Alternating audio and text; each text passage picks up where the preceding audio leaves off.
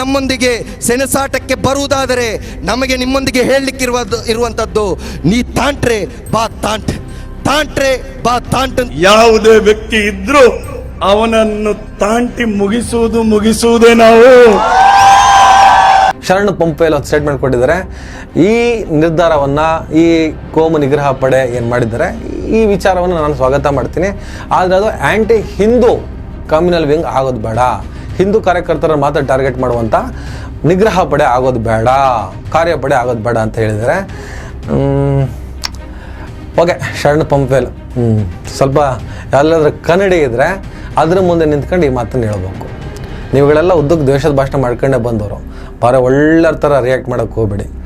ಸ್ವಲ್ಪ ನೀವೆಲ್ಲ ಬದಲಾಗಿ ಮನುಷ್ಯರಾಗಿ ಹಿಂದೂ ಮುಸ್ಲಿಂ ಅನ್ನೋದು ಬಿಟ್ಬಿಟ್ಟು ಎಲ್ಲರ ನಡುವೆ ವಿಶ್ವಾಸದಿಂದ ಇರೋದಕ್ಕೆ ಪ್ರಯತ್ನ ಪಡಿ, ಅವಾಗೆಲ್ಲ ಸರಿ ಹೋಗ್ತದೆ.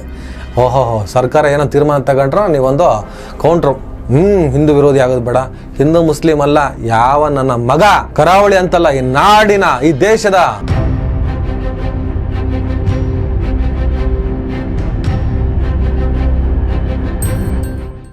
ಹಲೋ ನಮಸ್ಕಾರ. ಮಂಗಳೂರಿನಲ್ಲಿ ಇನ್ನು ಮುಂದೆ ತಾಂಟ್ರೆ ಬಾ ತಾಂಟು ಟೈಟ್ಲ್ ಹೆಂಗಿದೆ, ಕರಾವಳಿಯಲ್ಲಿ ಇನ್ನು ಮುಂದೆ ತಾಂಟ್ರೆ ಬಾ ತಾಂಟು ಟೈಟ್ಲ್ ಹೆಂಗಿದೆ, ಮಂಗಳೂರು, ಉಡುಪಿ ಹಾಗೂ ಶಿವಮೊಗ್ಗದಲ್ಲಿ ಇನ್ನು ಮುಂದೆ ತಾಂಟ್ರೆ ಬಾ ತಂಟು ಹೆಂಗಿದೆ ಟೈಟ್ಲು, ಚೆನ್ನಾಗಿದೆಯಾ?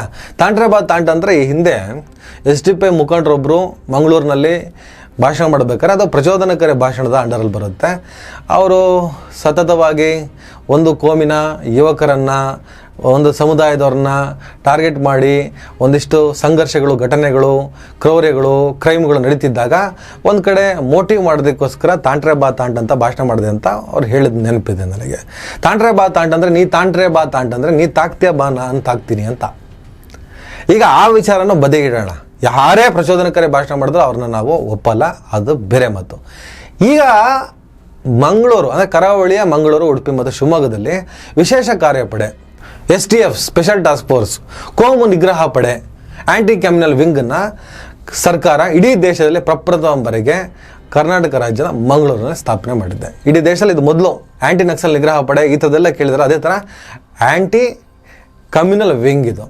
ಕೋಮು ದ್ವೇಷದ ಭಾಷಣವನ್ನು ಮಾಡೋರು, ಕೋಮು ದ್ವೇಷಕ್ಕೆ ಪ್ರೋತ್ಸಾಹ ನೀಡೋರು, ಕೋಮುವಾದಿಗಳು, ಕೋಮು ಹತ್ಯೆಯನ್ನು ನಡೆಸೋರು, ಕೋಮು ಹತ್ಯೆಯನ್ನು ಮಾಡೋರು, ಪಾತ್ರದಾರರು ಹಾಗೂ ಸೂತ್ರಧಾರರು, ಇಂಥವ್ರನ್ನೆಲ್ಲ ಮಟ್ಟ ಹಾಕೋದಕ್ಕೆ, ಕಡಿವಾಣ ಹಾಕೋದಕ್ಕೋಸ್ಕರ ರಾಜ್ಯ ಸರ್ಕಾರ ತೆಗೆದುಕೊಂಡಂಥ ತೀರ್ಮಾನ ಇದು.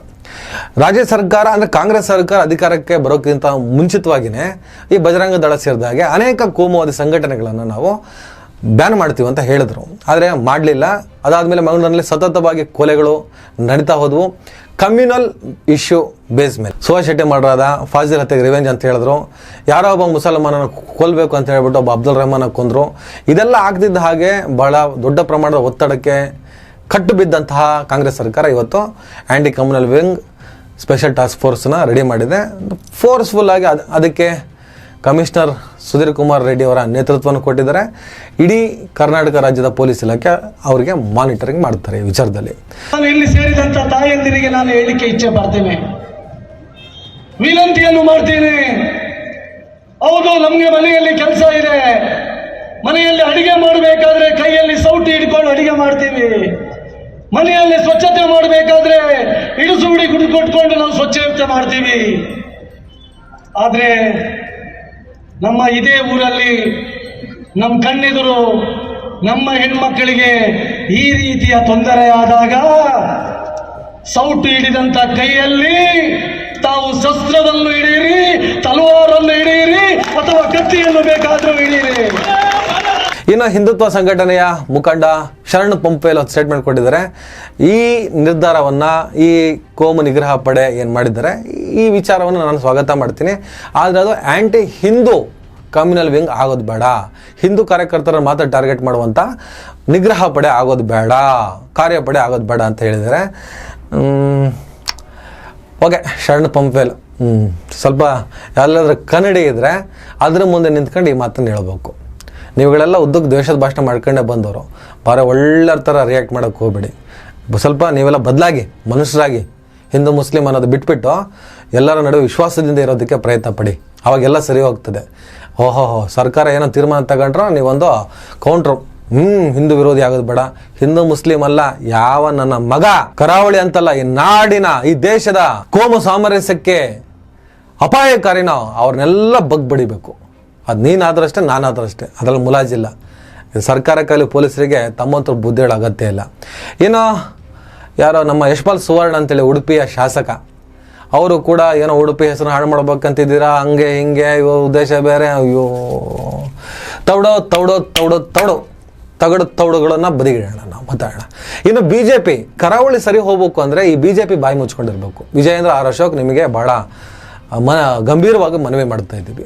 ಅದರಲ್ಲೂ ಆರ್ ಅಶೋಕ್ ಬಿಡಿ, ಅವ್ರು ಏನು ಮಾತಾಡ್ತಾರೋ, ತೀರಾ ಬೈಯೋದಕ್ಕೆ ಏನು ಸಿಕ್ಕಿಲ್ಲ ಅಂದರೆ CM DSM ಸತ್ತೋಗ್ಲಿ, ನೆಗೆದು ಬೀಳಲಿ ಅಂತ ಹೇಳ್ತಾರೆ. ಅದೇನೋ ವಿರೋಧ ಪಕ್ಷದ ನಾಯಕನು. ಇನ್ನು ರಾಜ್ಯಾಧ್ಯಕ್ಷ ವಿಜಯೇಂದ್ರ, ಸಣ್ಣ ಪುಟ್ಟ ಕಾರ್ಯಕರ್ತರು, ಪಿಂಪ್ಗಳು ಯಾರ್ಯಾರು ಇರ್ತಾರೆ ಅವರೆಲ್ಲ ಇವತ್ತು ಧರ್ಮರಕ್ಷಕರು ಅಂತ ಮುಖವಾಡ ಹಾಕೊಂಡು ಬಂದಿದ್ದಾರೆ. ಅವ್ರನ್ನೆಲ್ಲ ಪಕ್ಕ ಕೂರಿಸ್ಕೊಂಡೆಲ್ಲ ಮೆರೆಸ್ತಾ ಇದ್ದೀರಾ.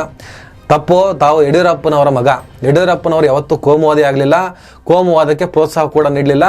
ಶಿಕಾರಿಪುರದಲ್ಲಿ ಮುಸಲ್ಮಾನರ ಓಟಿಂದ ಅವ್ರು ಗೆದ್ಕೊ ಬಂದರು. ಈಗ ತಾವು ಕೂಡ ಮುಸಲ್ಮಾನರು ಓಟ್ ಹಾಕಿನೇ ಗೆದ್ದಿದ್ದೀರಿ. ನಿಮ್ಗೆ ಇವತ್ತು ಅಲ್ಲೇ ಮುಸಲ್ಮಾನರು ಓಟ್ ಹಾಕ್ತಾರೆ. ಈ ಕಾಮನ್ ಸೆನ್ಸ್ ತಮ್ಮ ತಲೆಯಲ್ಲಿ ಇರಲಿ. ದಯವಿಟ್ಟು ಇಲ್ಲಿ ನಿಮ್ಮ ಬೇಳೆಯನ್ನು ಬೇಯಿಸ್ಕೊಳ್ಳೋದಕ್ಕೆ, ನಾನೊಬ್ಬ ಹಿಂದುತ್ವದ ನಾಯಕನ ಬಿಂಬಿಸ್ಕೊಳ್ಳೋದಕ್ಕೆ ವಿಜಯೇಂದ್ರ ಪ್ರಯತ್ನ ಪಡಬೇಡಿ. ಯಡಿಯೂರಪ್ಪನವರ ಮಗ ಅಂತ ನಾವು ನಿಮ್ಮನ್ನು ಕನ್ಸಿಡರ್ ಮಾಡಿದ್ದೀವಿ. ಭ್ರಷ್ಟಾಚಾರನ ಬದಿಗಿಟ್ಟು ನೀವು ಯಡಿಯೂರಪ್ಪನವರ ಮಗನಾಗಿಯೇ ಇದ್ದುಬಿಡಿ, ಕೋಮುವಾದಿ ಆಗಕ್ಕೆ ಹೋಗಬೇಡಿ. ಯಾಕಂದರೆ ಆ ರಾಜಕಾರಣಕ್ಕೆ ಕರ್ನಾಟಕ ರಾಜ್ಯದಲ್ಲಿ ಭವಿಷ್ಯ ಇಲ್ಲ. ನೋಡೋಣ ಮುಂದಿನ ದಿನಗಳಲ್ಲಿ ಈ ವಿಶೇಷ ಕಾರ್ಯಪಡೆ, ಸ್ಪೆಷಲ್ ಟಾಸ್ಕ್ ಫೋರ್ಸ್ ಕೋಮುವಾದಿಗಳನ್ನು ಯಾವ ಥರ ಮಟ್ಟ ಆಗ್ತದೆ, ಈ ನಾಡಿನ ಶಾಂತಿನ ಹೇಗೆ ಕಾಪಾಡುತ್ತೆ. ನಾವು ತುಂಬ ಕ್ಯೂರಿಯಾಸಿಟಿಯಿಂದ ಕಾಯ್ತಾ ಇದ್ದೀವಿ. ಯಾರೇ ಕೋಮುವಾದಿಗಳು ಇನ್ನು ಮುಂದೆ ಇವ್ರ ಕೈಗೆ ಸಿಕ್ಕಿದ್ರೆ ನೀ ತಾಂಟ್ರೆ ಬಾ ಥಾಂಟ್ ಅಂತ ಹೇಳಿಬಿಟ್ಟು ಪೊಲೀಸರು ತೊಡೆ ತಟ್ಟಿ ನಿಂತಿದ್ದಾರೆ. ಏನಾಗುತ್ತೆ ರಿಸಲ್ಟ್ ಕಾದು ನೋಡೋಣ. ಒಳ್ಳೆಯದಾದರೆ ಸ್ವಾಗತ ಮಾಡೋಣ. ನಮಸ್ಕಾರ. ದಯವಿಟ್ಟು ಎಲ್ಲರೂ ಈ ಚಾನಲ್ನ ಸಬ್ಸ್ಕ್ರೈಬ್ ಮಾಡಿ. ನಿಮ್ಗೆ ಇಷ್ಟ ಆದರೆ ಈ ಚಾನಲ್ಗೆ ಜಾಯ್ನ್ ಆಗಿ. ಈ ವಿಡಿಯೋ ಇಷ್ಟ ಆದರೆ ದಯವಿಟ್ಟು ಎಲ್ಲರೂ ಶೇರ್ ಮಾಡಿ. ಸ್ವತಂತ್ರ ಪತ್ರಿಕೋದ್ಯಮವನ್ನು ಬೆಂಬಲಿಸಿ. ನನ್ನ ಯುಕ್ತಿಗೆ ನಿಮ್ಮ ಶಕ್ತಿಯೇ ಶ್ರೀರಕ್ಷೆ.